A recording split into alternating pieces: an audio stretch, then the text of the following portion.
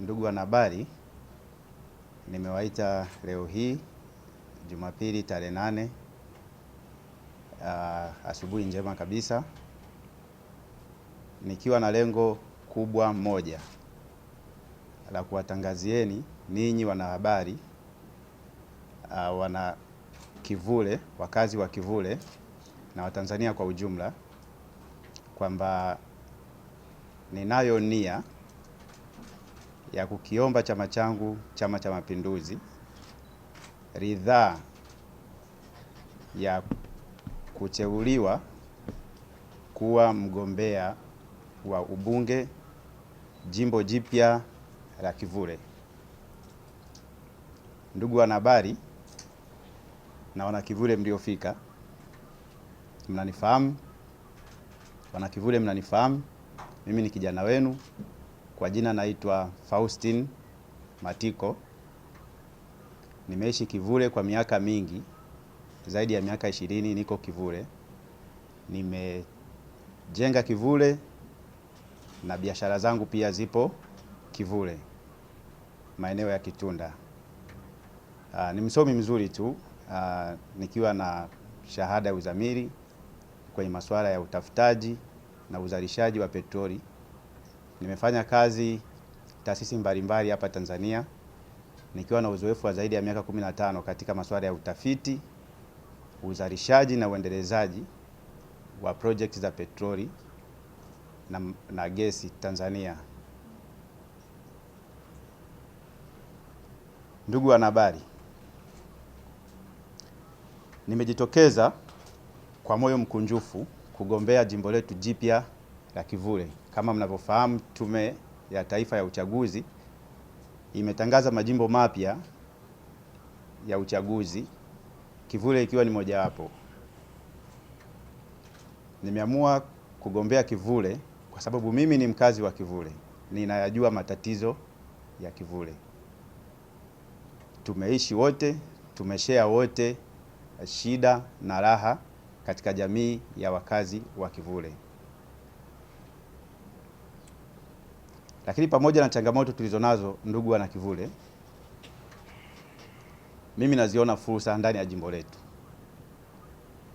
Naziona fursa kubwa nyingi, lakini kwa leo, kwa sababu sitaki kuwachukulia muda wenu mwingi, nitaambia fursa mbili ambazo kwangu ni kipaumbele namba moja endapo nikipewa ridhaa ya Chama cha Mapinduzi kuwa mgombea.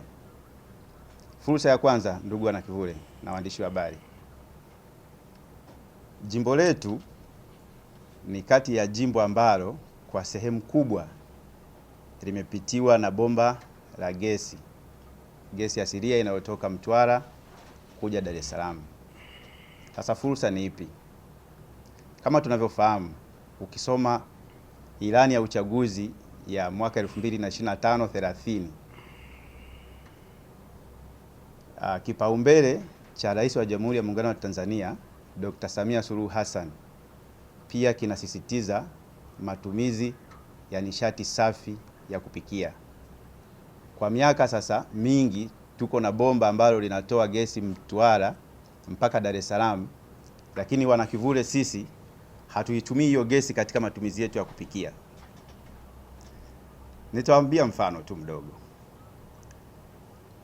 Wengi tunajua hizi gesi za mitungi ambazo tunanunua labda Oryx na makampuni mengine. Ukinunua ule mtungi wa gesi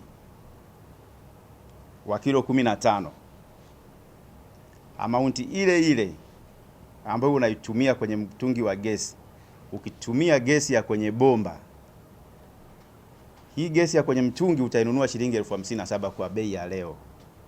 Lakini kama ungetumia kwa bomba, ungeilipia shilingi 17,000.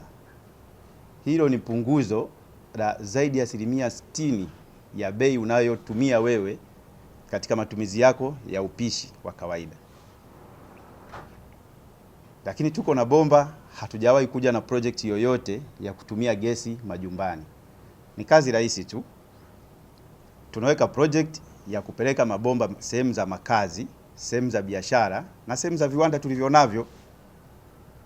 Wewe kazi yako kama mwananchi ni kulipia, unafungiwa gesi nyumbani kama maji, jinsi unavyoweza kufanya maji ya Dawasco au kampuni nyingine yoyote, na unaitumia wakati unahitaji.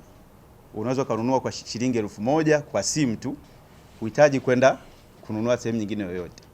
Unanunua kwa simu, unaitumia shilingi 1000, shilingi 2000 kulingana tu na wewe na matumizi yako. Hii itasaidia sana kukuza uchumi wa wadogo zangu kule wanaochoma chips. Ukitumia hii utakuwa umesave kwa kiasi kikubwa sana. Hiki ni kipaumbele changu cha kwanza kabisa, kwa sababu hili ndio eneo langu la utaalamu, na ukizingatia sera ya mama ya nishati safi, ni wazi kabisa tutapata funding. Fedha ya kufanya project kama hii itakuwepo, niwahakikishie, kwa sababu sisi ni wataalamu, tunajua namna ya kuandika projects. Tutadeliver, mimi na timu yangu.